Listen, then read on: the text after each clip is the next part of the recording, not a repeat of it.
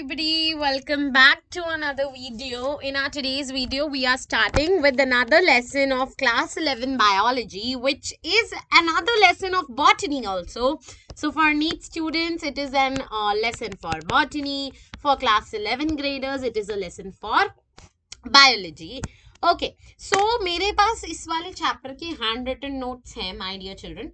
But I would rather prefer to firstly make you learn and understand this lesson from the NCERT book and then take you to the lesson through the notes, right? So हम शुरू करते हैं अपना chapter morphology of flowering plants.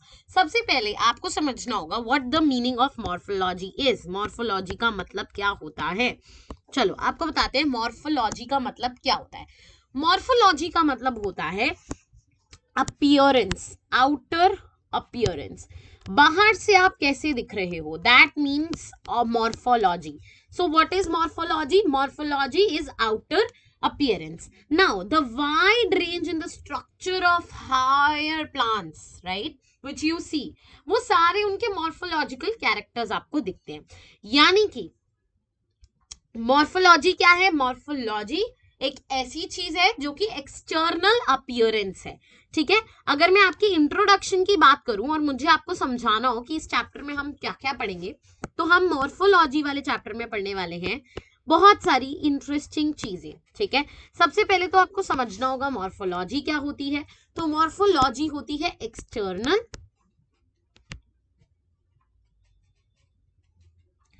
Appearance, as you all know, right. Then आगे बढ़े तो morphology क्या है? हम स्टेम की मॉर्फोलॉजी पढ़ने वाले हैं, हम लीव्स की मॉर्फोलॉजी पढ़ने वाले हैं, हम फ्लावर की मॉर्फोलॉजी पढ़ने वाले हैं, हम फ्रूट की पढ़ने वाले हैं, हम सीड की पढ़ने वाले हैं, है ना. हम इन सब की मॉर्फोलॉजी पढ़ने वाले हैं, हम रूट की पढ़ने वाले हैं, हम प्लांट फैमिली भी पढ़ने वाले हैं, solanaceae family.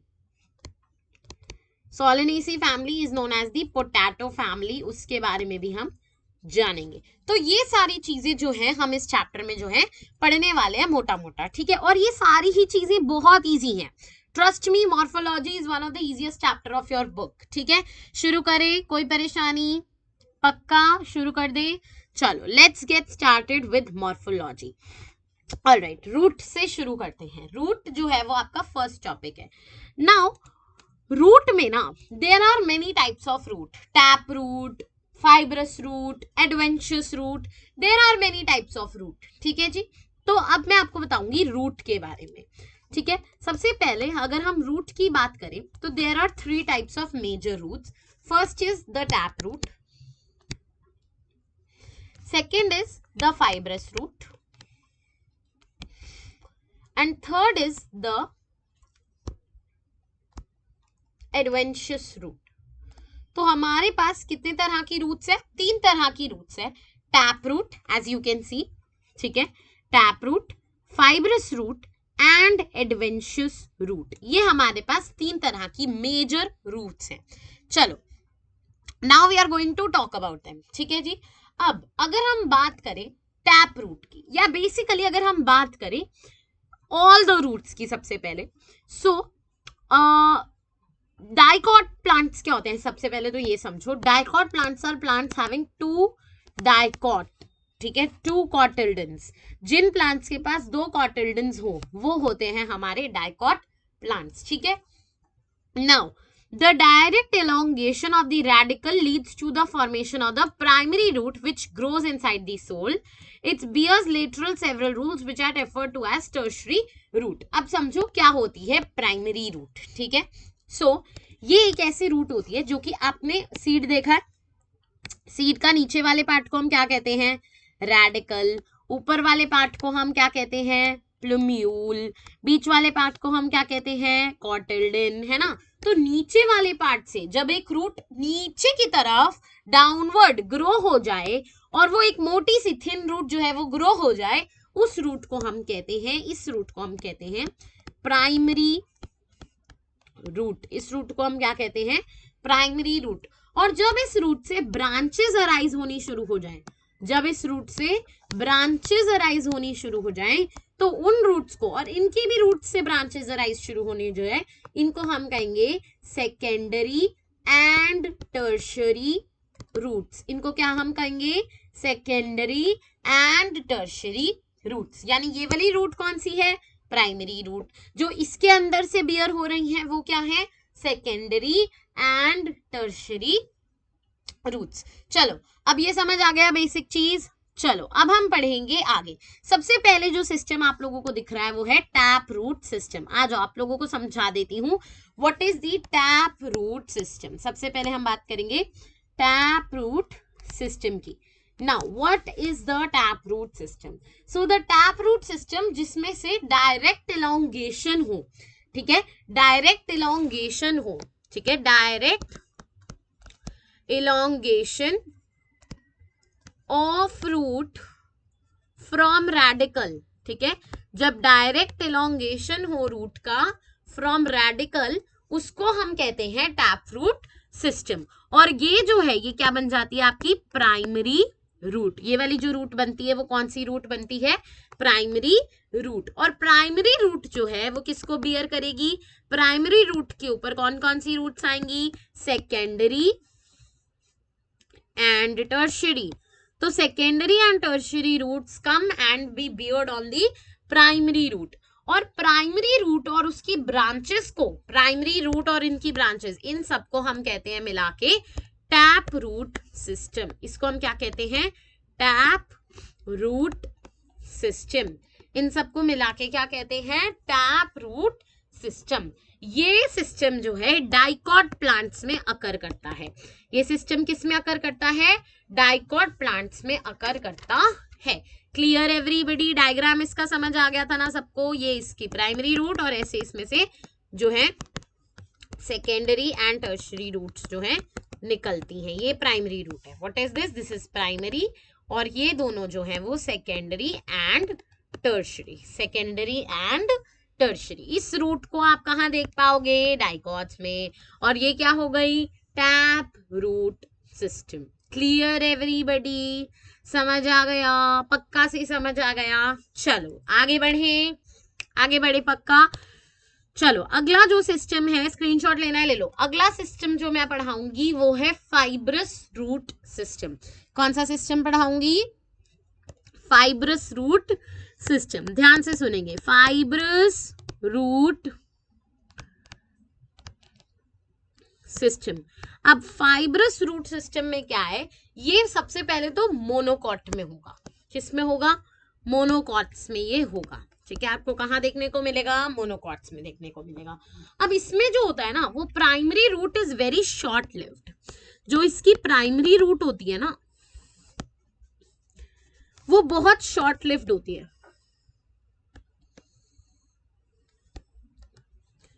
Primary root is very short lived. ठीक है, जो प्राइमरी रूट है वो क्या है? मोनोकॉट्स में बहुत ही शॉर्ट लिव्ड है। और इसमें क्या होता है? ये जो है ये रिप्लेस हो जाती है। किससे रिप्लेस हो जाती है? रिप्लेस हो जाती है बाय थिन फाइब्रस रूट्स। ठीक है, by large number of roots. क्या होता है? ये जो है ये रिप्लेस हो जाती है छोटे छोटे रूट से। ठीक है जी, थिन रूट से। ठीक है, अब क्या होता है? These roots originate from the base of the stem and constitute the fibrous root system। यानी कि ये ऐसे ऐसे ऐसे ऐसे ऐसे ऐसे वाली जो रूट्स होती हैं जिनमें आपको क्लियरली एक प्राइमरी रूट नहीं दिख रही होती, जिन रूट्स में आपको क्लियरली एक मेन रूट नहीं दिख रही होती, वो होती हैं आपकी फाइब्रस रूट्स। और ये किसमें दिखती हैं आपको? मोनोकॉट्स में। ठीक है, इसका बेस्ट एग्जाम्पल है वीट। वीट में आपको कभी भी आप देखना ऐसी रूट दिखेगी। ठीक है, और उस वाले का टैप रूट सिस्टम जो है उसमें आपको एक क्लियरली एक रूट जो है वो मेन रूट दिखेगी। Clear everybody? Tap root system and main fibrous root system 100%। Alright, moving on. Screenshot ले लो, लेना है तो। मूविंग ऑन जो है हमारा अगला वो है हमारा एडवेंशियस रूट्स। एडवेंशियस रूट्स, देखो ये फाइब्रस रूट्स है, इसे कैसे गुच्छा बना हुआ है।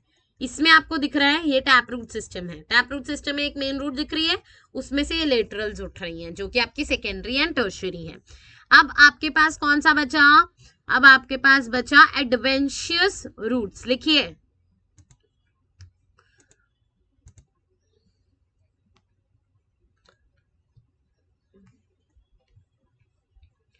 हाँ जी, एडवेंशियस रूट्स की बात करते हैं। आ जाओ,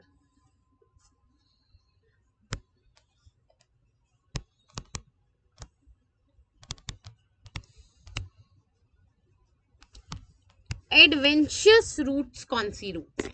ये बहुत ही बड़ा क्वेश्चन है। Now adventitious roots are the roots that arise from the parts of the plant other than the radicle. ये रेडिकल से नहीं आएंगी, ठीक है, रेडिकल से नहीं आएंगी, ये किससे आएंगी? पार्ट्स ऑफ प्लांट से। ये रेडिकल को नहीं पसंद करती, तो ये रेडिकल से तो नहीं आएंगी। किससे आएंगी? पार्ट्स ऑफ प्लांट से। Best example banyan tree. कैसे उसकी आप देखते हो, वो स्टेम से, लीव्स से आ रही होती है, ग्रास, ठीक है, तो ये इसका अलग है, ठीक है। देखो बेस्ट एग्जांपल एडवेंशियस रूट का, ये देखो रूट कहां से आ रही है? स्टेम से, स्टेम से। ये रेडिकल से नहीं आएंगी, बाकी इनको कहीं से ले आओ, ठीक है। Alright, moving on, we have another topic, another very important topic, which is the regions of the root. ठीक है, ये वाला टॉपिक, ये वाला पेज मैंने आपको कवर करा दिया है, पूरा आप पढ़ लेना, जो कराया वही आएगा इसमें। अच्छा, एक चीज रह गई, functions of the root. Functions of the root रह गया, वो भी करा देती हूँ। Functions of the root. Functions of the root का क्या मतलब है? देखो, फंक्शंस ऑफ द रूट का मतलब है रागा। रागा, इसको लर्न करने का तरीका बता रही हूँ। रागा, रागा का क्या मतलब है? रागा का आर का मतलब है restoring, sorry, reserving and storing food. RAGA का मतलब है रिस्टोरिंग, आर का मतलब है रागा में restoring and serving, storing and reserving food. A का मतलब है anchoring of the plants, anchoring plants, मतलब कि उनको क्या करना? उनको एक तरह से सॉइल इरोजन से बचाना, सॉइल इरोजन से प्रोटेक्ट करना, ठीक है जी। जी का मतलब है ग्रोथ रेगुलेशन, ग्रोथ रेगुलेटर्स। ये क्या करते हैं? ये सिंथेसिस करते हैं, synthesis of PGRs, plant growth hormones. क्या करते हैं? पीजीआरस के, प्लांट ग्रोथ हॉर्मोन्स के क्या करते हैं? सिंथेसिस, रूट्स, ठीक है। एंड लास्ट आपका रह गया absorption of water and minerals.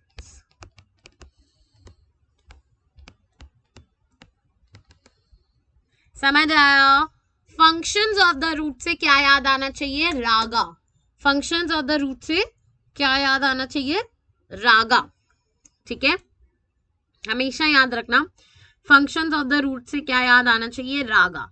और रागा का क्या मतलब है? रागा का मतलब है absorption of H2O and minerals, है कि नहीं।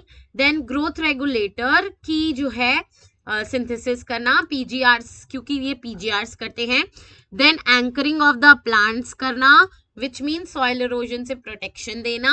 And prevention, basically restoration of food करना, स्टोर करना फूड को।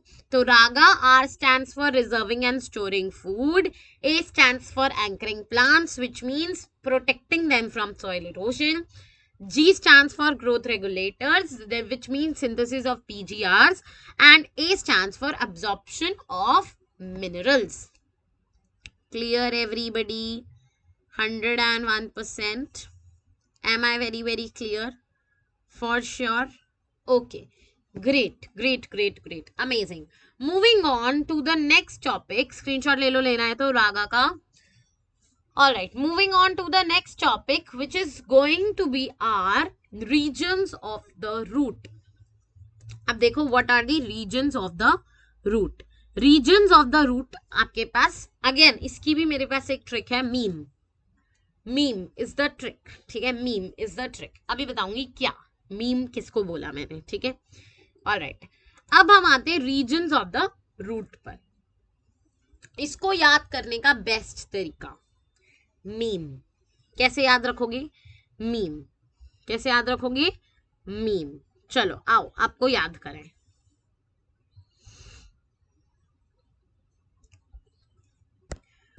रीजन्स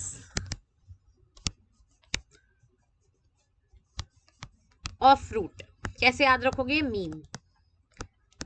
मीम से पहले मैं आपको पहले बता देती हूँ, मीम से पहले एक और रीजन होता है which is known as the cap, root cap, ठीक है।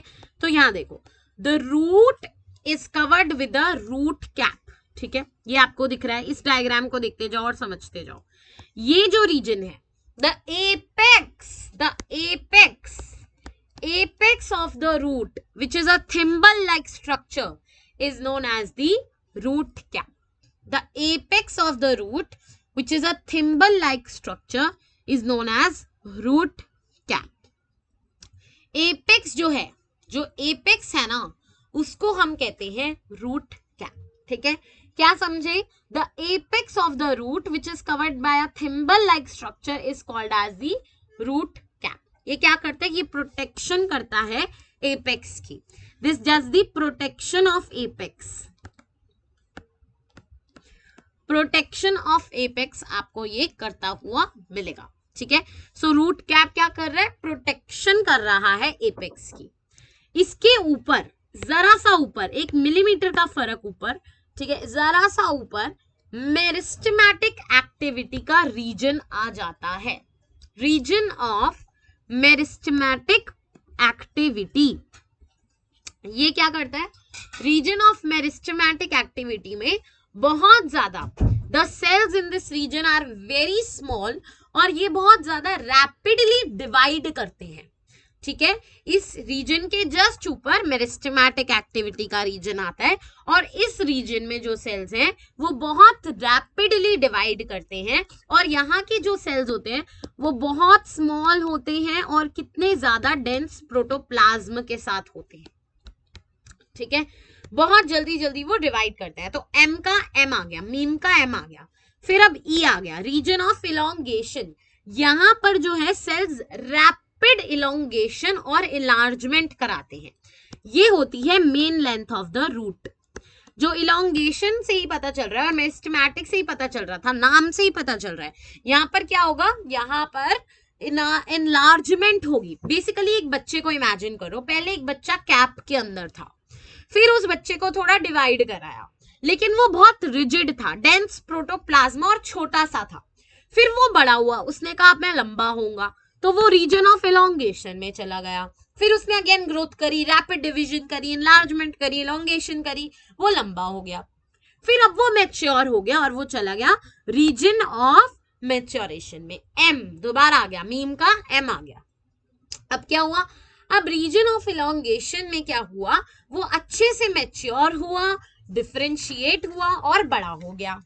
और इसके बाद उसके जो एपिडर्मल सेल्स थे, है ना, जो एपिडर्मल सेल्स थे वो क्या करते हैं? डेलिकेट थ्रेड लाइक स्ट्रक्चर्स बना लेते हैं और उनको हम कह देते हैं root hair. Region of maturation में वो इतना मैच्योर हो गया कि उसके दिमाग हेयर निकलने शुरू हो गए। तो एपिडर्मल सेल्स यानी एपिडर्मिस की जो लेयर थी उसने रूट हेयर बनाने शुरू कर दिए। बात खत्म, समझ आया?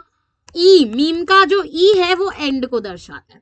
तो मीम समझ आया? मीम में क्या बताया? Meristematic activity, elongation, maturation, and. नीचे रूट कैप, बच्चा रूट कैप से निकला, मेरिस्टेमेटिक एक्टिविटी में घुसा, रैपिड डिवीजन करी करी करी करी करी करी, बड़ा हुआ, इलोंगेशन करवाई, लंबा लंबा हुआ हुआ हुआ हुआ, फिर मैच्योर होने के लिए रीजन ऑफ मैच्योरेशन में चला गया और उसकी लाइफ की कथा खत्म।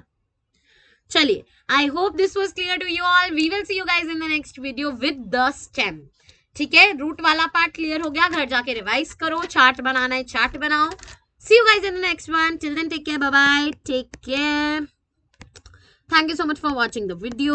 Thank you. सब्सक्राइब करके जाओ. ऐसे बहुत सारे अच्छे अमेजिंग जो लेक्चर्स हैं वो आने वाले हैं. वीडियो को लाइक करो please please please. Bye bye. Take care. Love you all the best. अगर तुम्हारा एग्जाम कल है, see you guys. Bye bye. NEET students, all the best.